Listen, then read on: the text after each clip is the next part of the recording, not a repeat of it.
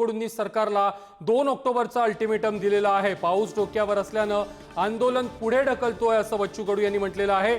3 October पर्यंत तारीख सांगा, नाहीतर मंत्रालयात घुसून आंदोलन करू, अशा प्रकारचा इशारा बच्चू कडू यांनी सरकारला दिलेला आहे।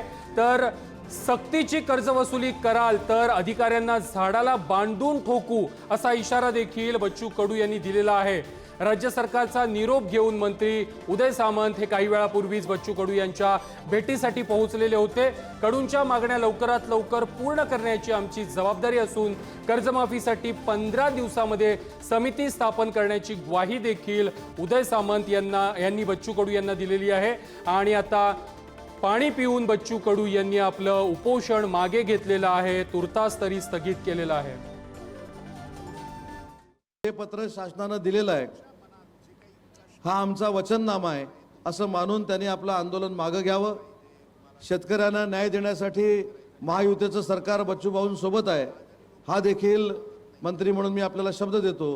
आणि त्यांच्या काळजीपोटी आणि त्यांच्यासोबत असलेल्या सगळ्याच आंदोलनकर्त्यांच्या काळजीपोटी आणि शेतकऱ्यांच्या काळजीपोटी बच्चूभाऊंनी आपलं आंदोलन मागे घ्यावं, ही शासनाच्या वतीनं मी आपल्याला विनंती करतो। 2 मिनिटातच या पत्राचा प्रिंट हा आपल्याकडे येईल, मी तो बच्चूभाऊंकडे स्वाधीन